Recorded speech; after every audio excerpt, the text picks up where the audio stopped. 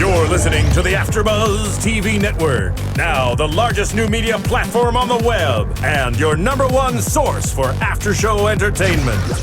Very good, Gene. Jobs in.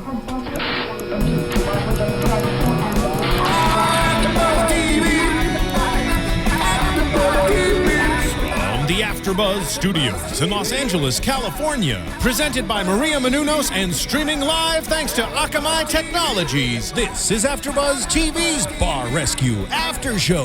We'll break down tonight's episode and get you all the latest news and gossip.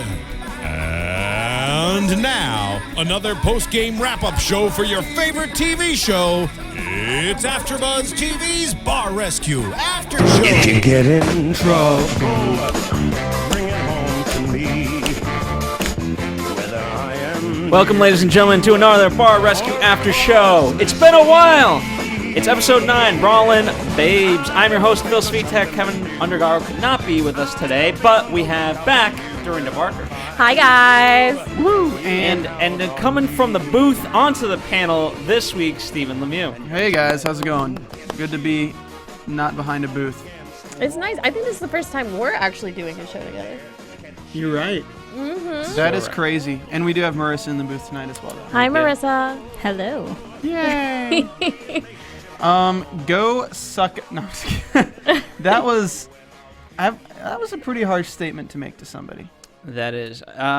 So we're in Grain Valley. We're at Long Shot, the sports bar capital of the world, simply because there are no TVs, and it's I don't know if you can say most unique, but it's the most unique sports bar I've ever seen. Yeah, definitely. It's the best sports bar in the world. Everybody knows that the best sports bar in the world has no TVs. Look, when I go to a sports bar to have a whiskey, I really like that whiskey chilled. That's how I do it. This was okay. Just overall initial reactions before we even kind of get into the recon part of it. Let's say. I just think it's good. I think this episode was good to see that it's not always the food or the overpouring or the badly made drinks or something that can really kill a bar.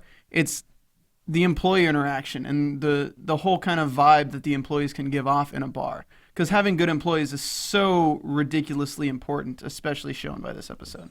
And it starts from the, who's the worst employee of all, as we later learn it's Mark. It starts from the top down. Definitely. It is true. Any great leader always has great support.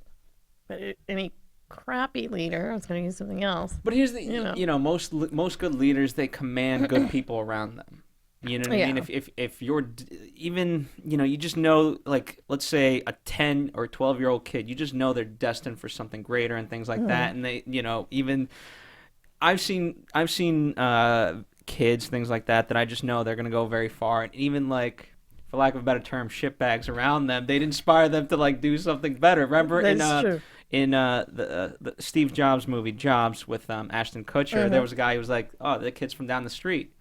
Well, what's he good at? Well, he's just the kid down the street. But you know what I mean? He became part of Apple because he was inspired, He just wanted to help. And it's also, and sometimes it's different, too, because we've seen certain episodes on this particular show where the cockroach bar, perfect example. Those people, the employees, worked together very well in lieu of their boss, who was a total waste case. Well, it seems like the boss just didn't have it. It didn't seem like he really had passion, and that's the thing. Is like you want to have a business mind, but you also kind of want to have a passion about the product you're selling and about the business that you're promoting. Because when you think about it, they talk about how his idea was let's get hot bartenders. So he hires Keller and he hires Jesse. So he's got the guy for the girls and he's got the girl for the guys, whatever. And that's all well and good. And he said that it was going well. Until he had this extra dynamic with Kayla and Taylor or whatever, and Jesse screwing everyone. But that's not everything. Like, that doesn't put you in the debt. Like, other things were going wrong. I think it was just they didn't have a style. Like, there was no reason to go to the bar. It's like, if I'm going to go to a bar, I want the bar experience. I want, like, a kind of different experience. I don't want to go somewhere where there's 10 people and pay to drink. I'd rather just go buy it. If I'm going to be sitting alone drinking, I want to go do it at my house for cheaper. But it's what I'm confused about. I think it's 72 bars he used to market at the same time, and I don't know, just the way initially they described him, he sounded somewhat of a successful man. Yeah, he sounded very competent. And so you would think, you know, it doesn't always translate, but at least, you know, there's the inkling to want to do good, and you would think that he would do well. And if we're talking about, okay, there's dynamic problems and things like that, forget, you know, maybe he can't see that, you know, in a sports bar you need actual TVs. Yeah. But if as they pointed out, if he knows that employees are sleeping with each other and it's causing a problem, then it's like the same. We see time and time again. This is what you walk by every day and you do nothing about it. So do something about it. Yeah, you know, it's kind of like an ostrich when they stick their head in the sand, you know, and I just don't understand where if he was so successful in running 72 bars, what happened? Oh, not running them. Running, you only did promotion. promotion. But still, I mean, you still know how to, even doing promotions, because I do know a lot of people who do promotions and stuff, you would still, being around the bar, pick up things. Yeah, but you got to remember, like, what is that really entailing, though? Okay, like, when you say, I promoted 72 bars, like, what did you really do? Because, I mean, Chevin went to fucking cooking school. Or as he said. So, I mean, I can never really trust what they say, and it's just like LA. Like, so many people say, oh, I'm a producer. Oh, I'm CEO of a company. I'm the only person at the company. It's like, yeah, you can call yourself CEO when you buy a website. Like, just do that. So I never really trust people based on the titles they give themselves or based on what they say they've done. It's better to see, because honestly, looking at his work, I mean, he hasn't done shit. This is the most cursing we're ever going to have on this show. Thank you, Stephen Lemieux. Pardon me. No, well, you know, it's fine, Stephen. So we'll allow you to say the line that was said. No, I'm not. I already said something similar. I'm not saying it. All right. Well, okay. So the line, of course, that we're talking about is the confrontation between Keller and Taylor, where Keller says, "Go sucka, biat." Yeah. And I mean, Dorinda. It's just what I loved. This is a little bit later, but I loved Taffer. He tells her, like, "Is this the kind of lady you want to be known as? Really?" And that, you know, those are piercing words. They don't seem piercing, but it's like let me tell you, if someone, especially like John Taffer, came up to me, who, you know, when you meet him or you see him, or even on this, you know, when you watch him on TV, you know, you hold him in high regard, and he comes up and says, "Is this the kind of lady you want to be?" That would it would be the worst gut punch I think I would ever have, because no woman wants to really act that way, and if she does, she's fooling herself. She certainly doesn't want to see a video of it. No, you don't want to see a video, because no woman, no matter where you come from, still wants to have a certain class about themselves. And that, to me, when you say something like that, first of all, that's deep and dark. And second of all, it just does not make you look good. I don't want it to be really derogatory there. But take ownership of who you are. And that whole little triangle, listen, I've been in the bar business long enough to see that triangle, or even sometimes a foursome of that all happening. But people at least know how to work together to get it done, to work together. And then whatever happens afterwards is always, you know, a fun thing to see. But hey, while they're working together. And they weren't able to do that here. Yeah, I mean, in terms of that, it just reminded me of MTV's Big Tips Texas, where you have veterans versus rookies. Okay. That's what it reminded me of. Yeah, it's yeah. like, you know, Taylor was quote unquote the rookie, and then, you know, now unfortunately you have a guy mixed into it and he's sleeping both. So it's, you know, now, whereas they might have been like, and we've seen this on Bar Rescue as well, Yeah. the newbies versus, you know, the old time staff. And it's like, there's already that tension, and now you add a guy into it. Oh, it's even worse if you add a guy into it. And here's the thing. When, like, the newbies come in, you still have to have respect for the people that have been there and have worked. Unless it's called for that those people don't deserve respect. But most of the time they do. And I do find sometimes a lot of these newbies do come in. We've seen it on Bar Rescue where they think they deserve it all. Listen, no, you pay your dues. Pay your dues. Entitlement. Well, once again, I'm going to go back there. But pay your dues, and the other people, once they'll eventually leave or do whatever, but just pay your dues and let the people who've been working there, who have solidified themselves, just work. But I think it was more because they were sleeping with the same guy. Yeah. So let's talk about the recon. Quite possibly my favorite recon ever. Dastardly. Which was a no recon. I like how they're changing it up this year. Like they're really doing a lot of different things. I mean, the whole we keep going back to like, could John ever just walk away? Like, how would the episode just end or whatever? And so he comes in there, talks with everybody or talks with the staff, and then tells Mark, I don't know if I want to come back. I flipped. Oh, I've never seen. What did you say? What did you say to John Taffer? Here's the big thing for me was, obviously seeing it play out, it was the most brilliant move. But for John to have known that, to me, that would have been a huge gamble. Like, okay, how is this going to work? Yeah. What if I'm completely, because he could have been just a nice guy about it, but he knew enough of his personality to know this is what he's going to do. He's just going to flip like nobody's business. I don't think any of us have had that pressure on us before, though. I mean, I'm thinking about like $450,000 in debt.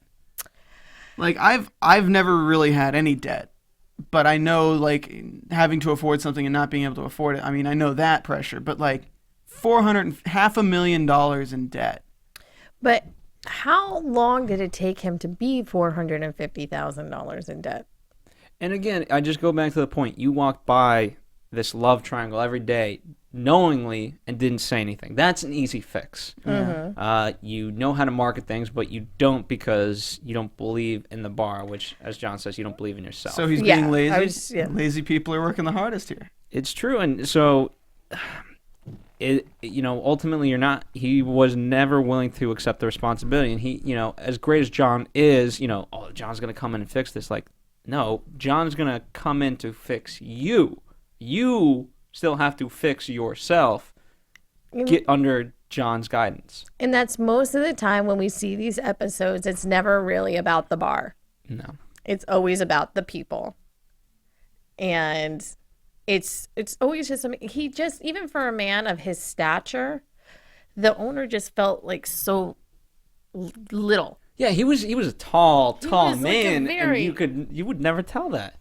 No, and it was sad to see a man like that, and you want to know. I mean, I understand. Boy, I would not want that on my shoulders, what he had, but all in the same sense. Even though you have that, you have to pick yourself back up because you have to get yourself out from under that. But I guess not everyone has that mentality. I mean, by the time John left, he looked I mean, okay. So So John was like, if he really cared, he would have ran after me. Yeah. Mm-hmm. Instead, he went to get a smoke, got a beer, bitched about it to, I think the one guy, I think he was security or whatever. We didn't really get his name. He straight broke down in tears, like he was crying. Yeah, and then the tears turned into anger of like, all right, everybody, follow me. What did you effing do? Yeah, it's not my fault at all. It's you guys' fault. What happened? Yeah. Yeah, but that's because you don't want to turn the mirror on yourself. It's easier to turn the mirror at everyone else than to turn the mirror on yourself. But especially in that situation, like, okay, you're trying to get people out of the trenches, right? Mm-hmm. And all of a sudden you flip, and it's like, this guy can't handle himself. He just can't, and he doesn't deserve. How am I supposed to respect this leader if he can't even communicate properly? If it gets to the point where you're yelling at employees like that because of stupid stuff, like the point should never get to that. They should have been fired long ago. I mean, not that they're bad workers because obviously it's his fault, but at the same time, as an owner, like you would think that before you get to that point, your logical conclusion would be to fire them before then. I mean, that's what I think. I mean, I at all of the restaurants I've worked, if you talked back to a manager like that, if you're like, no, blah, blah, she's doing this, she's doing that, it's like, I don't care, get out of here. Like, don't talk to me that way. Like, you don't respect me, get the hell out of here. This is a business. I mean, that's why managers aren't Facebook friends with their employees. They're not things like that. They don't have that. They're not your Facebook friends. We're Facebook friends. Well, I mean, I'm talking like in like a corporate restaurant chain stand. Well, no, it's different. And I mean, like, yeah, but I get what you're saying, and you're right. I mean, in any business, in most businesses, except for a couple, I'm not friends with my bosses on Facebook or any social media because Then they get to see into your life, and then things just get a little weird. And that's fantastic. But I just think they were all so close. And on top of it, he let them get away with everything because they were so close. And he didn't want to deal once again with what was really going on. And why didn't the girlfriend manager then step up? Because then she had the right to do that if she was his, companion. She didn't do too much to what we see. I think she could have been a good leader, but she was, unfortunately poisoned by him because cutting to the stress test at the end of it, they're like, okay, what are your thoughts? And they both were like, we did the best we've ever done. Oh my god. It was quite a success. He's like, I want to thank the staff and like you're not accepting an Oscar. You just screwed up big time. I halfway through the stress test. Oh, so what are you doing? Oh, I've been watching them. How are they on drinks? Oh, they're good. How many behind? I don't think there are any behind.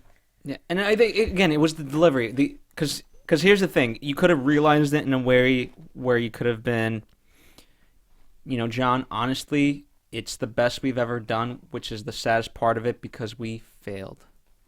Yeah. Saying that's the best they ever done. No, John would have respected him more. That would have been, you know what I mean? Because that would have been a nice realization of like, oh my God, if this is the best we've ever done, oh my God. Look how far we can actually go. Or have to go. Yeah. In order to succeed.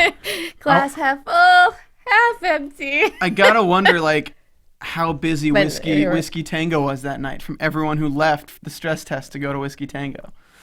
And think about what people were talking about. Oh my God. Because they lost all their business to Whiskey Tango anyway. And we'll go into, because a couple of funny things did happen. The cojones one, but we'll talk about that later. Let's talk about the actual stress test itself. Taylor, Smile. It almost remember what was the guy's Smile Lyle. Smile Lyle. Hi Lyle Cat, how are you? He's awesome. He's always getting in touch with me on Facebook. Is he happier now? He's much happier. He's doing really well. He's going to be really excited because he always listens to Bar Rescue. He's a big fan of ours. So shout out to you, Smile Lyle. Smile Lyle is from the baseball fraternity type of bar. Bros. The Bros, yeah. I forget the title. Not Bro Joe, something like Bros. Yeah, season 3. Yes. Definitely check out that episode. Yeah. With Big Rob. But it just reminded me of that, I mean, let's talk about Brandy Starr. I believe the first time we've seen her from Access. I've been to Access in Vegas. How is that club? It's good.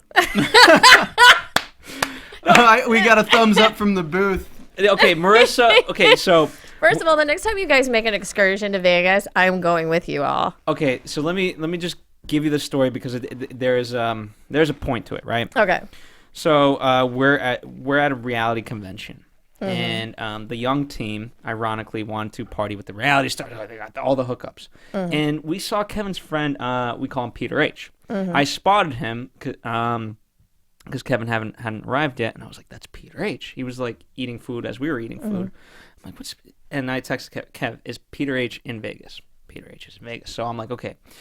And so we're like, "Peter H, what are you doing tonight?" And he's like, "Oh, I got tables at XS." So we're like, "Let's do it." Nobody believed me. None of the young ones. I was like, "We gotta go." And Kevin were like, "We gotta go." $10,000 minimum table, all paid for by him and his bosses for all of us. We got right in. And these guys didn't quite appreciate it until Lil Wayne and Calvin Harris at the end of the night came on at like midnight, and they're like, "Oh!" But that's Access. That's amazing. And like again, it's just it was just the. I mean, I think it's like rated the #1 nightclub in Vegas. Wow. Really? Tons of fun. Tons. I mean, again, we were definitely VIP. I'm sure it doesn't cost $10,000 just to get it, but it's really high but it's end nice and fun. to be. Let me tell you, riding that VIP table or just riding VIP is so much fun.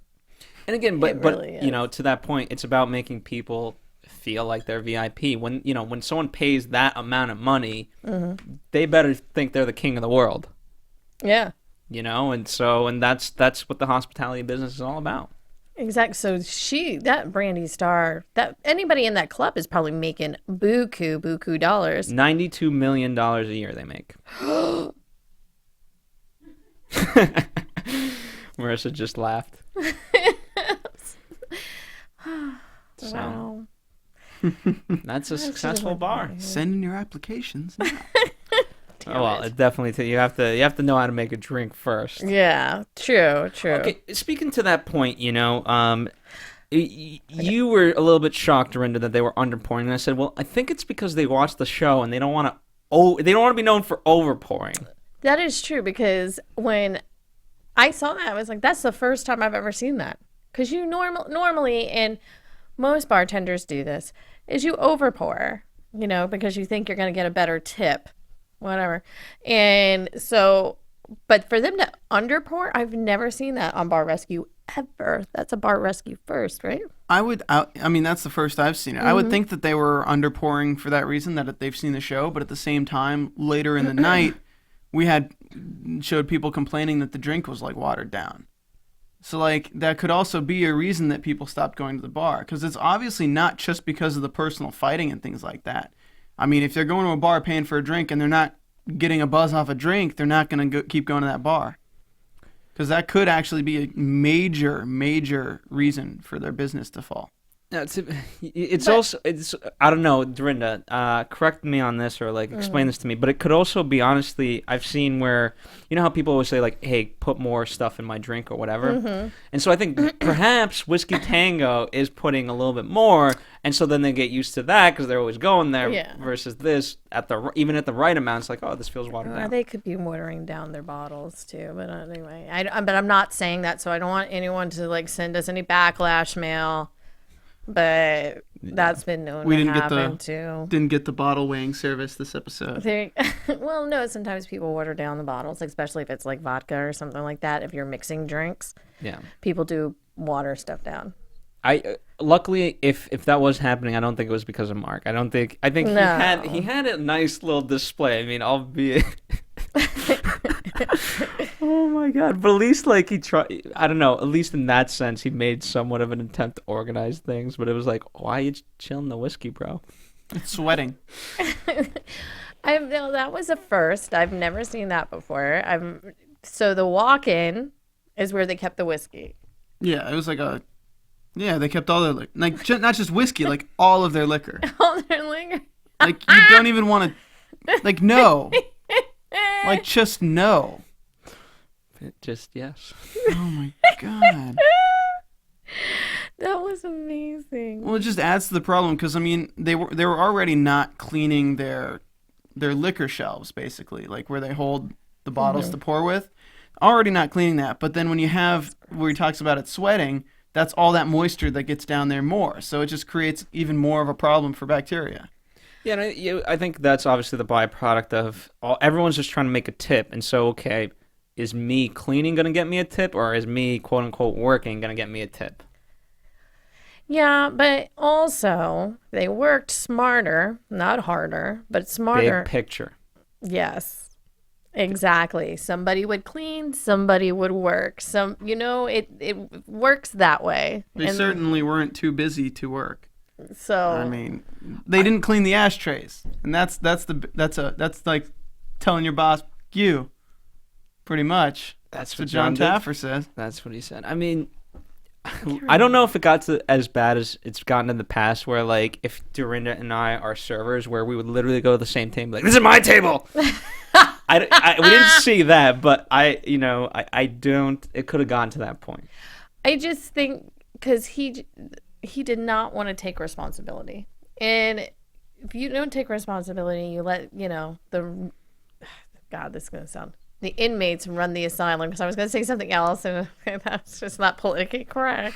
I don't even know what that would have been. But you let the inmates run the asylum, what are you going to get? Exactly that craziness. Yeah. He just seemed clueless every time he was walking around. Well, because marketing is a great skill, but it's different than actually running It a is. bar, and you know, you can obviously apply your marketing to your bar, but you also have to learn the other aspects of it. Yeah, I mean, you need to know more about you need to know a lot of knowledge before you open a bar with a real plan. I mean, for instance, I have a friend in North Carolina. He probably doesn't listen to this show, so I can probably say this. Oh, you're getting an email. Yeah, right. He spent all of his savings, teamed up with someone else to spend a lot of money, and they bought a bar in Durham. And it's not that it's not a good bar, but it's just a terrible location because they didn't scout the location. They didn't do a reference mapping. Like, they didn't look at the different businesses. They didn't look at the population or the demographic or anything. So it's just like, you need to know a lot more about opening a bar and about running a bar, about doing all these things before you can think about getting in a position where you could end up $450,000 in debt 3 years down the line. That's so sad. I just can't imagine owing that much money, because that's like money that you would owe if you're well off. That's not a small business owner's payload. That's ridiculous. Well, I also loved what John said. Like, we always talk about, most guys, they want to open a bar. It's always been their dream, right? And I like what John said. The number one bar I see opened for no reason is a sports bar. They think they tack on the word sports bar, and we got a successful bar. You said it was 70 days. You think you'll pack it 375 days, but then you'll pack it 70 days because that's just sports season. But even, okay, we've seen sports bar before, right? Oh, and I've seen a few on this. on the show, and at least in that sense, they had Canyon TVs. Ranch. They had TVs, but they didn't. They weren't providing all the sports channels. Like, at least there's a TV. at least the other guy had a golf game, like my anything. Tie it back to sports in some sort of way. You're a marketer. What about a hypnotist? Oh my God, That's like, hey, worst can we get some- idea ever. Would you like a shot with your balloon animals today? We can do balloon animals. Like, what is he thinking? Like, okay, Was it would be unfortunately. funny to me had it worked in some sort of way where, like, people at the end of the night would have woken up and been like, wait, I spent $9,000. That's what the hypnotist should Oh have my done. God. Yeah, that would have been. Going to open up a tab and everyone's gonna buy it. You're gonna be happy to pay for that tab. And no matter how shitty the drinks are, Exactly. You're gonna love it when I snap my fingers. that would have made sense. Oh my goodness. He obviously did not use that to his advantage. Certainly not. Okay. That's kind of one of the most random things I've ever seen in a bar. Oh no, the golf thing was pretty fucking random too. Oh, excuse me. Thank you, Stephen, for opening up that door of swears. Sorry, I just wasn't thinking Dorinda. earlier. I wasn't thinking earlier. Is that the lady you want to be? No, that's not the lady I want to be. I want you to know John is listening. Oh yeah, and by the way, I will be getting a phone call from a Southern woman who is my mother. I can't believe you say that on TV. My father would be like, "You tell her." Great. Well, now I feel bad. You should, Stephen. I should. You should. I do. And this is why we don't let you on the panel. Against better judgment, I let you on the panel, and this is... And I'm I'm going to a let this classy continue. lady. I'm going to give you one last shot, Stephen. I haven't done it since earlier when you caught me. All right. I let myself go, Phil. Okay. So let's get... So the next day, Taylor doesn't show up. You gotta fire her, man. Yeah. I thought he'd be a lot more like angry No, firing yeah. because of how he reacted the night before, but No, but this was in front of other people, and this was in front of John watching him. I guess that's Yeah, and he, even though he the yelling and everything that happened beforehand, he still liked her and didn't want her to lose her job. true. I didn't and think she'd be so- the one to not show up though. There was no indication, quote unquote. The last thing we see of her on screen is her like awing at them kissing. Yeah, and she just got the apology from Keller, so we thought, everything was good in paradise. And as I watched him, he definitely chose his words carefully. I think he was going, like, what would John say if John was firing someone?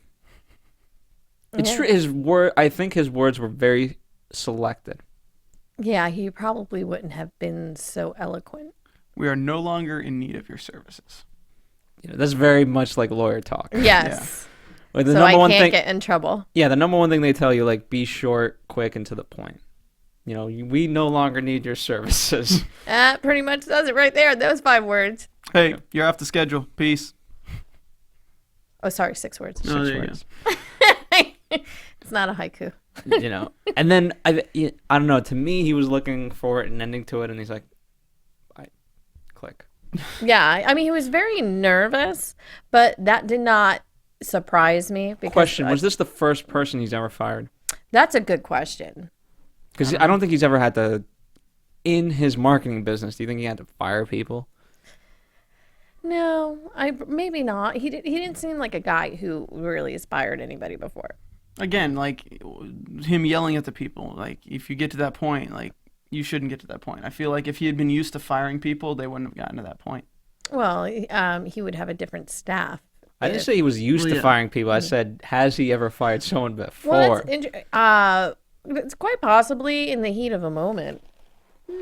But But I don't think so. It just didn't seem like he had done that before, and not with someone that he actually did care about. Yeah. And if it's in the heat of the moment, usually they don't stay fired very long. That's true. It's like the Tiki Torch Bar. I'll see you Monday. Yeah. That was The my show's favorite. I'll see you Monday. What, are you kidding me? I'll see you Monday. Oh my goodness. He didn't hire her back though. No, he didn't. I think which is good. Yeah, I thought he was going to hire her back though. I thought he would have hired Taylor back. Yeah, I thought she was gonna come, but we never saw her again. Yeah, and if 6 weeks, they would have said something when they were doing the 6 week, recap. I agree. I mean, I do think usually honestly you get more of the owners a lot of the other times, but as much as we got of him, he was still tough to read. Yeah. It was tough to gauge his growth. Yeah, because you didn't see much of it from the beginning. You don't know where it was. Like a lot of these owners, especially the family ones that we see, you see where the tide changes and everything happens. And you didn't really see that much with him. You saw it with Ozzy. The employees certainly change. I mean, I think employees. that if anything's going to make this bar successful, I think I think in time he's going to change with the staff and he's going to grow, but I don't know if he's quite there yet. It's just you didn't really see the change because I didn't. Partially, probably. I mean, not that the editing was at fault for this at all, but it was just kind of. Usually when you see the owner at the end and he's just going around the restaurant and doing things like, oh, can I help you with it? It's in a good position, like everyone's in a good position. Oh, look at him doing what an owner should do. But in this episode, the bar was falling behind. The bar was 4 people behind at the end of the night. And then you see him just walking around talking to people. And that they were trying to put the good tones behind him doing that.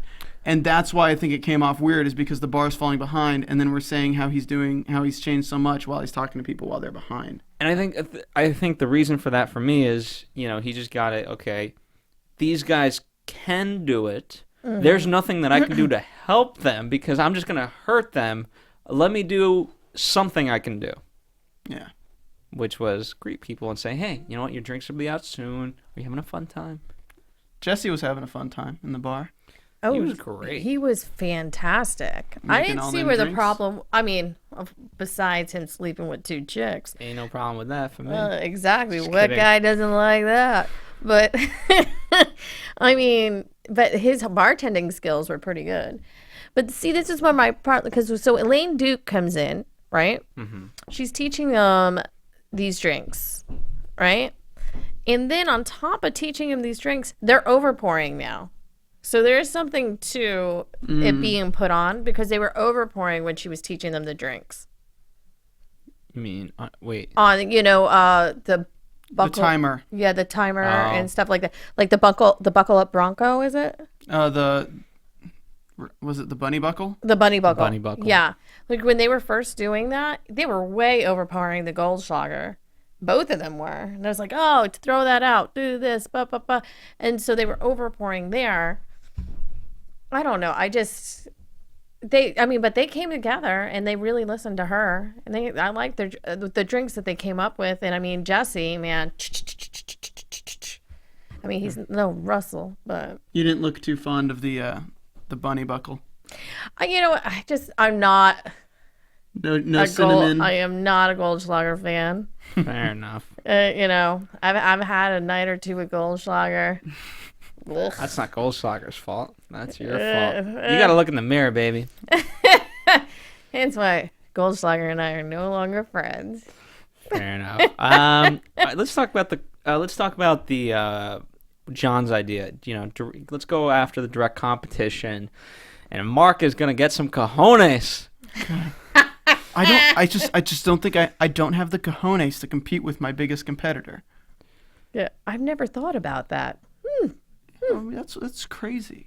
And a marketing guy saying that. That's something a marketing guy knows. Everybody has competition. Yeah. You know that. Why would you not go after, in a friendly way, go after your competition? You want to make money. They want to make money. Well, they're literally right across the street from each other. It's like they could even start at the gasoline war, have a sign that says beer is $6.50 or something, and the next one has $6.49. Like, they just nickel and dime them down. But they weren't doing anything to keep business at their bar. Well, no, I don't. No, because they were just caring about themselves, and then when just caring about themselves, they really weren't caring about themselves because they weren't making any money. Yeah.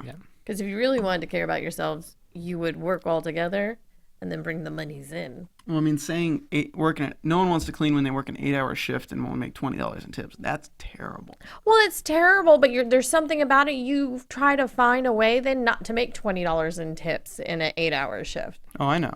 You know that. Yeah. Phil knows that. It's just, but I don't know that. I've never worked in the restaurant business. Really? Oh, Phil, it's. Ugh. I've applied. You know I what? wasn't good enough. It's God's gifting you. I don't know. It's fun. No, but it's an experience. It's an experience, and especially experience. What I hate is I hate young kids. They should definitely work at McDonald's only for the because I think everybody should work Everyone needs to in be the broken. restaurant for at least a year. Every single person. You will treat people a lot better. And I think it's that, and I also obviously not to bash any fast food chain, but the whole point of you working as a teenager in those businesses is not so you can be like, oh, what a fantastic job is this. No, it's to kick your ass and be like, okay, I don't ever want to do this. I want to aspire to be something better in my life. That's the point, not like, geez, I could do this all my life. This is fantastic. I'm making whatever, $4 an hour. Oh, it scared me so much when one of my managers at an old restaurant in North Carolina was like, oh yeah, I can see you working here and becoming a manager. And I was like, I gotta find a new job. That is what propelled me to do other things. When people are like, oh, we want to do this, and I'm just like, oh. Once again, nothing against the restaurant. I love the restaurant industry has treated me well. I'm not gonna say that it didn't, but I knew that's not what I wanted to do the rest of my life. And so they're thinking they're giving you this great opportunity, like in the movie Waiting, just like in the movie Waiting. Gives you chills. You're like, and then you're like, oh no. Do you want to spend the next 5 years here working 60 hours a week? 60? I'm being a little bit. I'm underestimating. Yeah. But here, it's any day, every day, all day. If it's very successful, and it's enjoyable, and then you get But again, for kids and fast food joints. Yeah, no, it's but not. There's definitely if I worked at XS and was actually and I could be good at the job. Well, that would stunt your growth as a human, because I know I worked at a particular very busy, popular bar at the Jersey Shore, and I worked there for 7 years, and I still know people who still work there, who worked there for over 20 years and made a ton of cash, and they still make a ton of cash. But it does stunt you in a way. Like, it stunted me as a human. But here's the thing, as long as they're willing to accept that and they're not looking at other things like, why didn't I do this? Or whatever. There's a way to be committed to that lifestyle and just be happy. Yeah. And if that's the case, then great. But if you're going like, oh, why wasn't I an amazing investment banker? Well, that's because you decided not to be an investment banker. yeah. You know, that's on you. I mean, once again, the business itself of the restaurant bar business, it could be quite lucrative and it can be amazing and great. But it's one of the hardest businesses to be in because you got to deal with people on a different level. And it's always, what was the saying I used to have? It's interesting to watch the way a room starts at the beginning of the night and ends at the end of the night. Let's talk about this, Dorinda. We've kind of recapped the overall, but again, we like to talk about kind of business and just other, restaurant stuff. So it was interesting, you and I. I think this was the night before Thanksgiving. Yes. We went to a diner. I won't say the name. No. And we thought, we were in good shape because we were the first ones in there, so we thought we could get our food. And then all of a sudden they got slammed. And there's this one poor waitress, and by the way, all it took was one person from our team to shit talk her, quote unquote. Yeah. And we were all against her. And then as I'm watching through the night, I'm like, you know what? It's not her fault. She's actually doing a fantastic job. She did an amazing job. Yeah. But it was anyway, I was poisoned initially. But the one thing I noticed, right, and I know you saw this because I turned to you, they about 10 minutes in or 20 minutes in, they played what was it? Journey. Yes. Oh. And everybody that was there, our table got up and we started dancing around the whole place, got everyone going, and it was fun. And everyone forgot that ticket times were like an hour and 40 minutes. I think that's the longest ticket times I've ever been in. But you know what? And I'm going to give her props. We were a big table. We were a big table, and she took our order without writing one thing down, and I don't think she got anything wrong. No, she forgot like no. She never forgot. She always forgot kept to produce waters. She kept coming to the table, and she's like, "Your thing's coming. I know it's not here. It's coming." So she always acknowledged that it's coming, and she was very apologetic. I liked her. I thought she did great, and she was the only person there. And no joke, she was the only server. In that place filled up like that. Who would have one server in a busy... Management let them down. Yeah, that's what it was, because she didn't do anything wrong. If she would have had her 4 to 8 table section, she would have been just fine. And that's the whole But thing. I look at the music because all it took... Okay, so then, so we go from the Journey song. We go for an hour and 20 minutes probably without food, without, we had a few milkshakes or whatever. Yeah. And then... music came on again, and it was Grease, and we were all like, it was summer nights, everyone in the restaurant's jamming, and all it took, just put on some music and everybody would have been, again, some people might have been mad that like, okay, an hour and a half ticket time, but you could have calmed the situation down with just music. That's all it took. That's all it did take, and we had so much fun when the music came on. We even forgot that we were waiting for food. Exactly. We were cold, we were miserable, but the music came on. It was like summer days. It was just ridiculous. But so that was to me was one of the most interesting things I learned. But that goes to show you, which is different. Like, and you can compare it to this episode with the staff. Now, this girl, ticket times, hour and a half. It's forgivable because the atmosphere was actually okay. The people we were with were okay. She was good. She was pretty good for everything that she was going through. It's forgivable. It's never forgivable with a staff that fights amongst each other and that fights in public amongst each other. It's uncomfortable. Yep. Oh, it's so uncomfortable, and you don't want to be there. So 5 minutes or hour and 20 minutes doesn't make a difference. You still want to be gone. Yeah. Agreed. But I want to go back there and just dance again. Well, let's talk about this dance. We didn't actually wrap up the full episode. No, we didn't. So let's talk about Badlands. I like Badlands. Pretty awesome.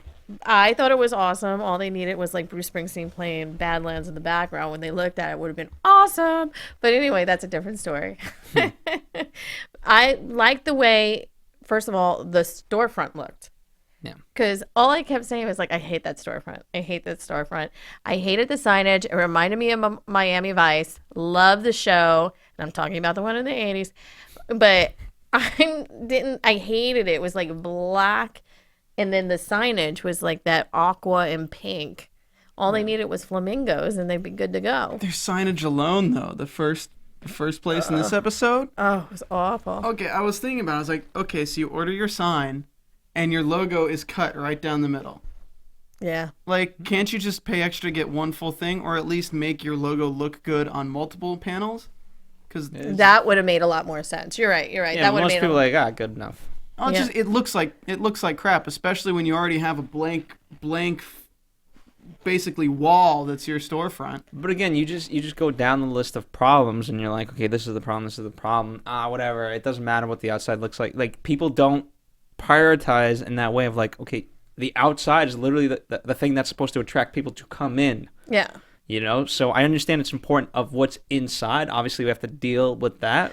But if you can't get them to come in, then who cares what the inside looks like? Because even the place across the street, the honky tonk place, whiskey tango, to me was nothing amazing to their storefront. And once again, not trying to whatever, but when they did it as Badlands, they didn't do that much. They painted it, new signage, and they put like 4 wagon wheels on them. And I was just like, that's amazing. And that's all it took. Spackle, new sign, 4 wagon wheels. There you go. It's like the Dorinda book of success. Exactly. How you fix anything. Keep it simple. oh, I did see our books at Kevin's place. So Kevin got us all of John Taffer's book called Raise the Bar. Oh, I'm so excited. He's probably gonna. I don't want to spoil the Christmas gift, but he's probably gonna give him to us Okay. as Christmas gift. Kevin, don't pay attention to this episode. You realize that after you said it, right? No, I mean, you know. So then they go inside, and they were so excited about Badlands. They go inside, and the bar looked amazing. Oh, it was great. I loved how it said the bar. Like, it had bar, like, in, like, the very circusy kind of lighting. The big It's bowls. old saloon style. Yeah, I like that. Was there anything I didn't like? I like the wood, how it looks like the stacked wood behind the bottles. Oh, I like that. I wonder if there was any. Well, not everybody does it with a story. Because I worked at a place that had that wood wall like that, but it was all the wood. They took all the wood from the San Diego fires, and they made the wall with all the wood from the San Diego fires. Interesting. Wow. Yeah, so I wonder, but anyway, that's. I learned I like the dance floor thing. It's not supposed to be 22 to 25%. Yeah, because he's right. Because then you would lose. People would just be dancing and not drinking. And it looked like he had a bar rail around the whole dance floor. Perhaps he Butt had a funnel. Did he have a butt funnel? I was about to say that. We didn't actually notice a butt funnel, but Yeah, he likes his little butt funnels. But the place looked amazing and fantastic. And I loved how the finish on the bar was. And he really took the time. And Angie's list is amazing because he used all local people. You know, he does have a small crew that's with him. But to do a job like that, they had to do plumbing. And they had to redo plumbing. They had to electrical. That's a huge feat to get done in the time that they got done. That's almost like well, no, never mind. I'm not going to compare it because I was like, that's almost like the Sandy one, but they had a standing structure. The Sandy one, they didn't. Yeah. But they had to just redo everything. Yeah. So I mean, I liked what they did, and everyone seemed. I liked the girls' outfits. They were cute, with the hat and the little. The only problem is it wasn't distinct enough. Like if you and I, let's say, just wanted to go down and we just dressed, we're like, let's dress Southern, and then it would have been like, oh, we look like. That was the only thing I had with it. We would look just like the staff. That was the only thing I had with it. Oh yeah, I could see that. But yeah, I thought the girls looked cute. Everyone seemed to get along. Even Jesse and Keller, because Taylor's gone. Yeah. They got along. That romance is rekindled, but going smoothly. Exactly. I thought that too. I was like, Taylor's gone. Keller and Jesse, you go what's closest. There you go. If you can't be with the one Low-hanging you fruit. love, love the one you're with. Low hanging. God. But they all did a great job, and they all did come together, and it was nice to see. It was. All right. So on that note, is that about everything? Wait, I have an idea though, and I wanted to keep it to the end of the show because if it goes back to like when John said, "I'm out of here." Mm-hmm. What if one episode he really does say, "I'm out of here," and it leaves it up to the experts to redo it, but he's watching what they do and then comes in at the end? That'd be interesting. It'd be interesting, but I'd rather just see John do it. I know, but you would have to have the right experts. It would have to be the right bar, the right experts. Yeah, it would have to be the right thing. Because I do want to see him go in there and just look at these ungrateful people. Or even do it where he walks out of there, but there's another bar that's deserving right in the area that he goes to. But that would that would have to seem a little like put on. Have the experts versus the Taffer bar. So you got Jad Taffer in one bar and then one next door with the experts. And we call it the Bar Hop Plaza episode. You get 2 bars at the same time. Oh, wow. We just came up with 3 different ideas. We'll see. Hire us. All right. All right. On that note, guys. On that note, we're going to talk silly for the rest of the night, but we're going to leave you out of it, unfortunately. In the meantime, where can we follow you, Dorinda?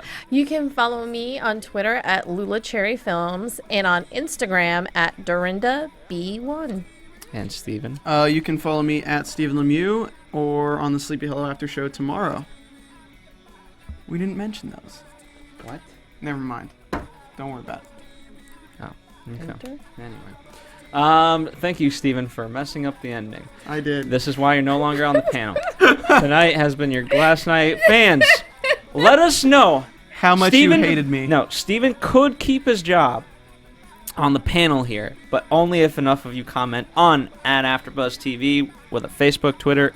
I don't know if you can comment on Instagram, but maybe. You can comment, why not? Why not? Yeah. So let us know, should Steven rejoin the panel, or did he just absolutely demolish his chances?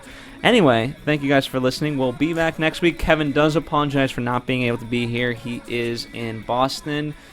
And on that note, we did not ever mention the Pirates, so I think all in all, very successful. This is our first episode. I know. It's our first. There's always a first. There was no tie-in. No. I couldn't think of one. No, I can't think because at least that staff got along really well. Yeah. That staff was actually an amazing staff. And they probably weren't sleeping with each other. Well, no. I don't see one-eyed Pete sleeping with anybody. He's too naive and too sweet. All right. Later, guys. From executive producers Maria Menounos, Kevin Undergaro, Phil Svitek, and the entire AfterBuzz TV staff, we would like to thank you for listening to the AfterBuzz TV network. To watch or listen to other after shows and post comments or questions, be sure to visit AfterBuzzTV.com. I'm Sir Richard Wentworth, and this has been a presentation of AfterBuzz TV. Buzz you later. The views expressed herein are those of the hosts only and do not necessarily reflect the views of AfterBuzz TV or its owners or principals. Thank you for watching AfterBuzz TV on YouTube. For more of your favorite after shows and interviews, subscribe to our channel here, and be sure to share your opinion on the episode in the comment section below here. We'd love to see what you guys are buzzing about. Thanks again. Buzz you later.